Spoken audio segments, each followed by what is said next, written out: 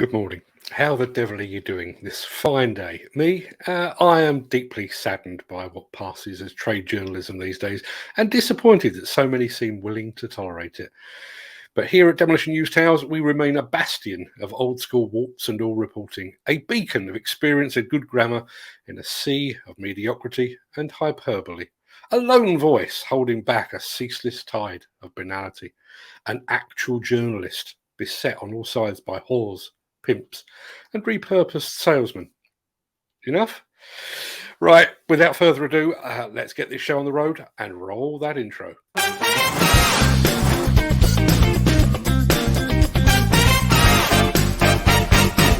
Welcome to the Breakfast Show. I'm your host, Mark Anthony. It's Tuesday, the 5th of October, and as that ever-present guy just said, welcome to the Breakfast Show. I am your host, Mark Anthony. In today's show, a Belgian blast, but no Belgian waffle. Hyundai goes dual source for optimum excavator value. Why you should leave hot cutting to someone that actually knows what they're doing. And as the UK fuel crisis continues, we ask if workers should be expected to find fuel and fill up in their own time. If you have a look in the chat, we've actually asked that, and we're inviting comments right now. I'm also keeping an eye out for our roving reporter, Peter Haddock. Peter's currently in Bonnie, Scotland, and may be able to join us live if the interwebs allow.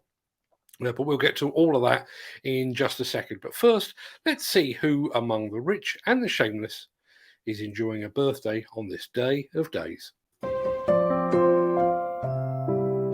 Happy birthday!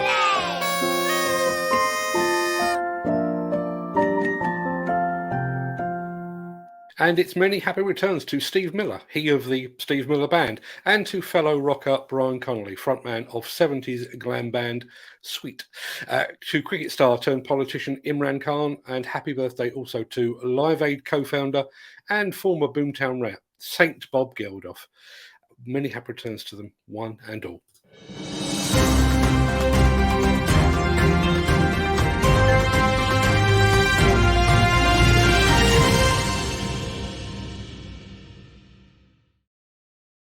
Here in the UK, we've seen the gradual eradication of fossil fuel power plants from our national skyline. But the UK is far from unique. In fact, power stations are being demolished the world over.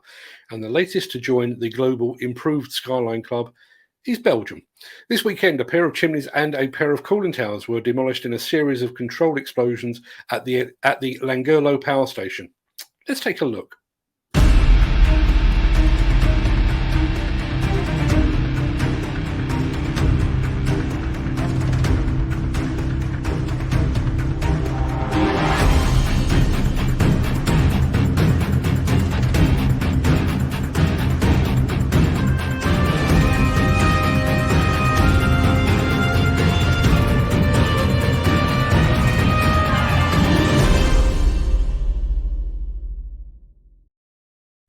That plant was built in the 1970s, was decommissioned 4 years ago to make way for a new industrial estate that's going to be built on the site. As a small aside, that demolition took place close to the city of Genk. The mighty West Ham will be hoping to carry out a similar level of destruction when the team visits Genk on the 4th of November as part of its Europa League campaign. Sometimes this stuff just writes itself. The Miller GT series heralds a new era of unrivaled power and cutting-edge intelligent coupler technology, increasing job site safety, machine versatility, and productivity. It's the added versatility that you need at the value you can afford. To find out more, visit millergroundbreaking.com. Right, I said I was going to try and get our roving reporter Peter Haddock on the stream, so let's try that now. Good morning, Hello, Peter. Mark. How are you doing today? How are we? Or should I say, okay, the new? Oh, indeed. Yes, it's freezing here. That's because I live down south and not in Scotland. But I'm here today, Mark, for a really, really fun site visit with a company called Tough Construction, who are based in Scotland. And we're here on a site with hundreds of houses that are going to be built. But this site is a connected work site, Mark. And this is what I love. We've got Leica Geosystems 3D machine control on this JCB behind me. The whole site has been mapped out with 3D surveying equipment. The Connex system is being used to send from Glasgow here to Krieg. All of the information, as-built data, is being sent back by the machine driver who's using that bucket to make sure all the levels are right for all the utilities here. It's really exciting, Mark. This connected worksite stuff is going bigger and bigger and bigger. I just talked to Charlie, who's heading all of this up, and over the last 6 months, their productivity has gone through the roof, and all the engineers are able to do their work much better from their office instead of getting in cars and burning fuel and increasing carbon footprint of construction, Mark. So it's really cool. Big fun up here. It certainly is cool. In that case, Peter, I'm going to let you get back to, go and find yourself a cup of coffee, because you do look absolutely freezing. Yeah, and certainly I'm very cold, Mark. I'm not used to it. We're all going into the winter months. Obviously, these are winter months have got to be as productive as the summer months. And I think it's really important that people can get inside the cab like the operator here today, turn everything on, the model's right there, and they can work. And of course, you know, as the nights draw in, you know, quicker construction sites get a little bit less safe, as I say. And so you've got a situation whereby there's no people around the operator here today, apart from me, who's going to be interviewing him, Mark. So great to see you again. Great to be able to dial in from Bonnie, Scotland. Have a great day, Peter. Thanks for joining us. No problem at all. Take care, everyone. Bye-bye.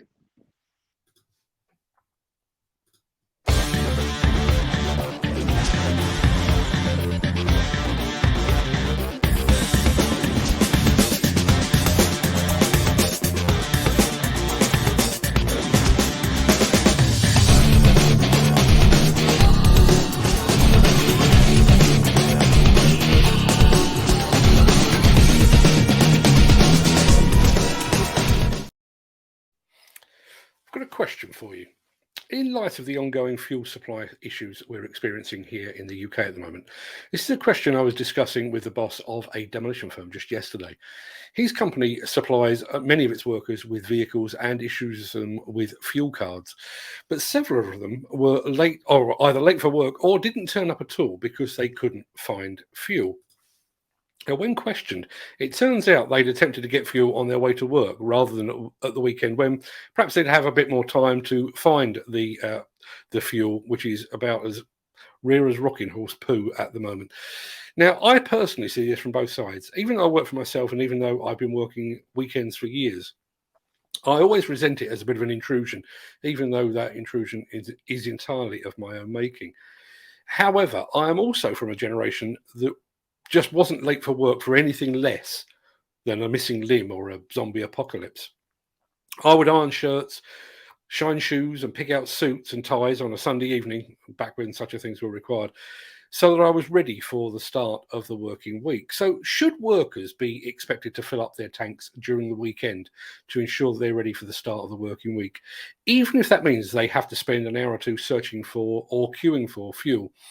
I threw this question out on our social media platforms yesterday. At the time of writing, despite the fact that Instagram and Facebook were down for a while, it looks like around 62% of people believe that workers should be expected to fill up in their own time. But what do you think? If you think they should fill up in the evening or at the weekend to ensure they're ready for work, please type the word yes in the chat. If you think they should be expected to fill up, if you think they shouldn't be expected to fill up in their own time, rather, just type the word no. We'll have a count up at the end of the show. I'd be interested to get your take on this one. Axoft and Svantec are your high-end partners for noise, vibration, dust and air quality systems, sensors and software. To find out more, visit axoft.co.uk or call 01234 639 550. So, on Friday last week, those fine folks at Hyundai uploaded an intriguing teaser film that said that an announcement would be forthcoming yesterday, it's Monday. Well, that announcement didn't land early enough to be featured on yesterday's show, so we've got it for you now.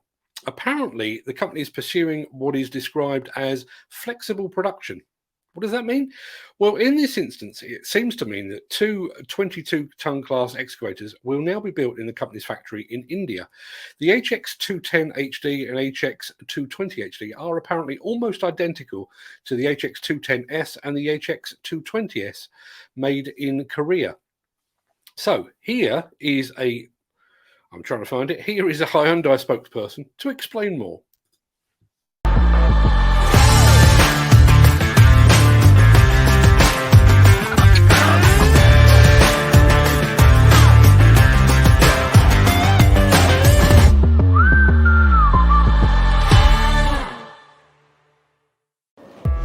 Hello everyone! Today I would like to share with you which valuable additions we have made to our HX series. Our trendy lineup now features two new 20-ton excavator models, the HX210 HD and the HX220 HD. They're almost identical to the models HX210S and HX220S. The only difference lies in the location where they are made. The HX210 HD and the HX220 HD are manufactured at our plant in India, whereas the HX210S and the HX220S are made at our Korean plant in Ulsan. As a result of Hyundai's ambitious global operations, we are now able to satisfy all your needs when it comes to performance, add-on features, and price. Our new models make the high performance and the reasonable price that you've always dreamed of reality. They run on the same engine, pump, MCV, and motor as the HX210S and the HX220S, and thus offer the same quality and the same performance. But they can provide even more value to our customers. Both machines feature a 5.68-meter heavy-duty boom and a 2.92-meter heavy-duty arm. And the reinforced idler covers increase the durability. No matter how tough the working environment gets, the HX210 HD and the HX220 HD are machines you can always rely on.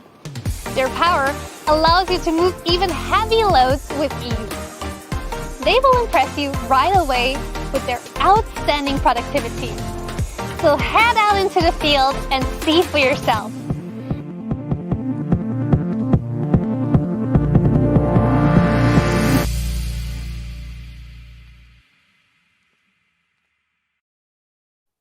It's hard to tell if those new models are designed primarily for the Indian market or if these are value-driven alternatives that will be available elsewhere. But we'll let you know just as soon as we find out.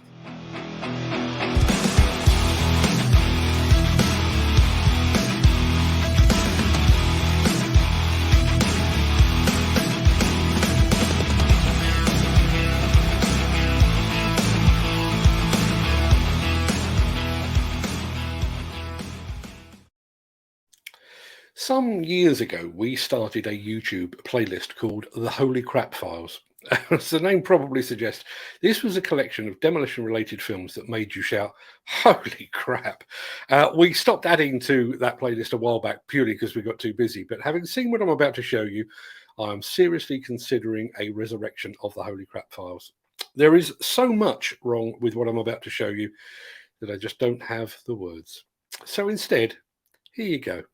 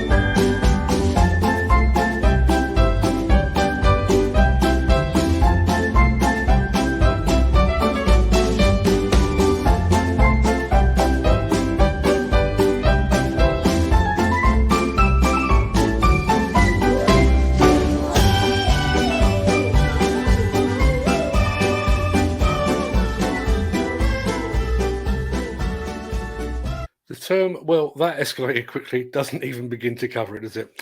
Just so you know, when I upload these video clips for the show, I am required by the system to name the individual clips so that I can identify them. I called that one simply Pillock. Sorry to interrupt the guy with the funny glasses, but if you're enjoying this video, please hit the like button as it helps our channel. Or, better still, share this video with a friend or a colleague. Thank you. Right, back to Beardy.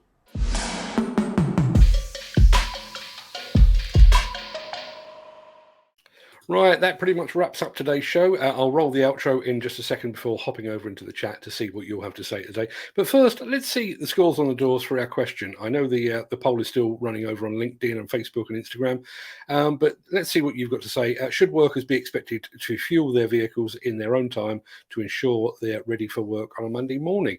Let's have a look. Rolling through, rolling.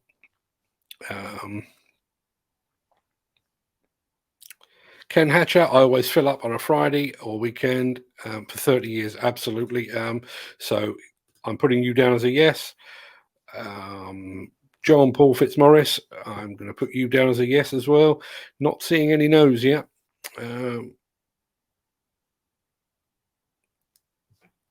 That's a fair comment, Lou. Pete went to 14 garages, all empty. Went out on Friday, managed to fill up.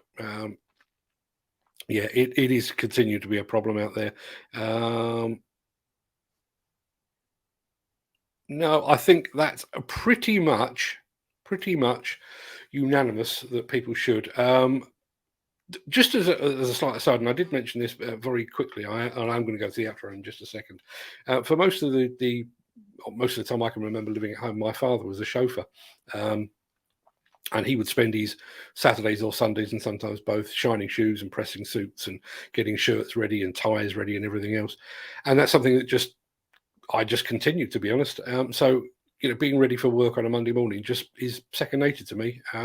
Interesting to see. What I did find interesting yesterday was, although, as I say, Instagram and Facebook did go down for a while, was the difference. At one point, LinkedIn, which I always assume is going to be where the decision makers and the bosses of companies hang out, they were saying that they were fairly laid back about people filling up over the weekend, whereas Instagram and Facebook, where I would expect most of the operators themselves to be, were all saying yes, absolutely, you should fill up. So it's evened out a bit since, and I think the yeses are going to win the day at the end of it. But I'll be feeding you back with more information on that tomorrow.